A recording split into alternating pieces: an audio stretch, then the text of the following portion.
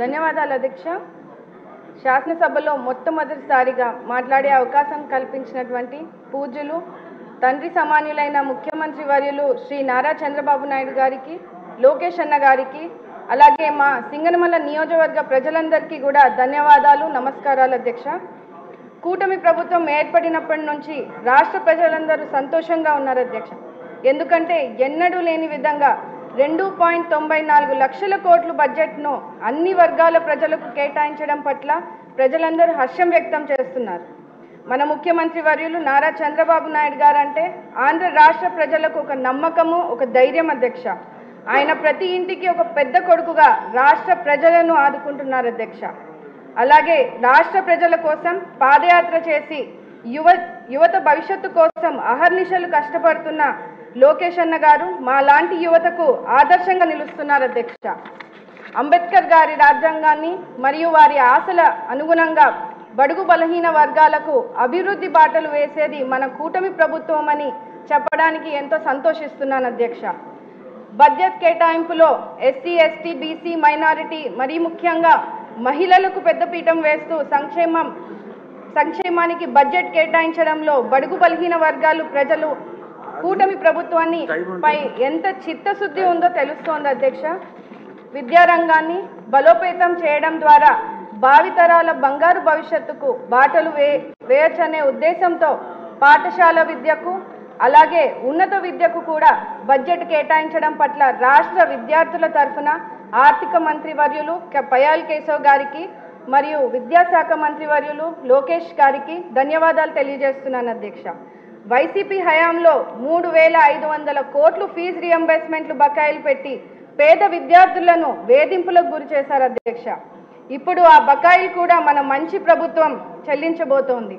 దీని ద్వారా ఎంతోమంది పేద విద్యార్థులకు మంచి జరుగుతుంది అధ్యక్ష. అనంతపురం జిల్లా మా సింగనమల నియోజకవర్గంలో ప్రజలు ఎక్కువ శాతం వ్యవసాయం మీద ఆధారపడతారు అధ్యక్ష. దశాబ్దాల కాలం నుంచి నియోజకవర్గంలో త్రాగునీరు, సాగునీరు సమస్య ఎక్కువగా ఉంది అధ్యక్ష. ముఖ్యంగా గండికోట నుంచి పుట్లూరు వయా సుబ్రాయన్ సాగర్ ఎత్తిపోతల పథకం ద్వారా గండికోట నుంచి సుబ్రాయన్ సాగర్ వరకు డిపిఆర్ తయారుగా ఉంది అధ్యక్ష. అది ప్రస్తుతం ఆర్థిక శాఖ క్లియరెన్స్లో ఉన్నది.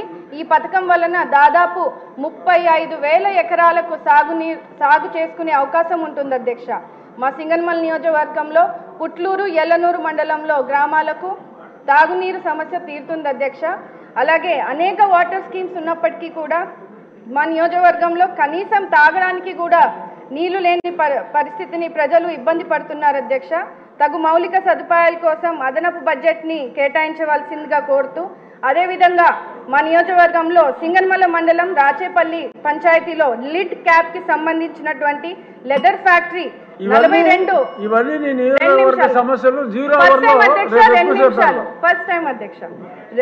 42 ఎకరాల్లో ఉంది అధ్యక్ష.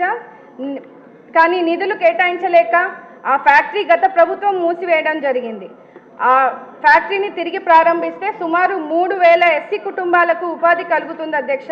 కావున ఫ్యాక్టరీపై దృష్టి సారించి నిధులు కేటాయించవలసిందిగా కోరుతూ, అదేవిధంగా బీసీ, ఎస్సీ స్కూల్స్ అండ్ హాస్టల్స్కు సరైన మౌలిక సదుపాయాలు లేవు అధ్యక్ష.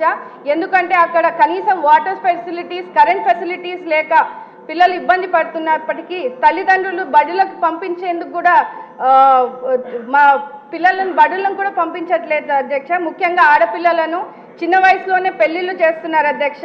అందుకనే స్కూల్స్ అండ్ హాస్టల్స్కి మౌలిక సదుపాయాలు అందించాలని సంబంధిత మంత్రివర్యులను కోరుతున్నాను అధ్యక్ష.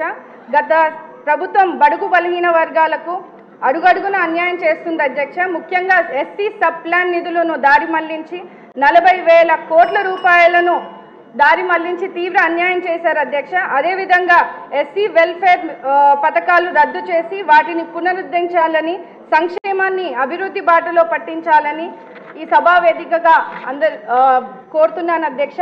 ఇప్పటికే కొన్ని పథకాలను పునరుద్ధరించారు. వాటిలో విదేశీ విద్య వంటి పథకాలు బడుగు బలహీన వర్గాలకు విద్యార్థులకు మంచి జరుగుతుంది అధ్యక్ష. ఈ విద్యార్థుల ఉన్నతి కోసం కూటమి ప్రభుత్వం కృషి చేయడం ఎంతో సంతోషిస్తున్నాం అధ్యక్ష. అదేవిధంగా బడుగు బలహీన వర్గాల సంక్షేమం కోసం బడ్జెట్లో అధిక ప్రాధాన్యత ఇస్తూ ఆర్థికంగా, సామాజికంగా, విద్యా వైద్య రంగాల్లో చేయుతనిచ్చే విధంగా ఎస్సీ వెల్ఫేర్ నిధులు కేటాయించడాన్ని ఆనందిస్తున్నాం అధ్యక్ష. ఎన్ని అవాంతరాలు ఎదురైనా వెనుతిరగకుండా ముందుకు సాగుతున్నటువంటి లక్ష్యంగా బడ్జెట్ను రూపొందించారు.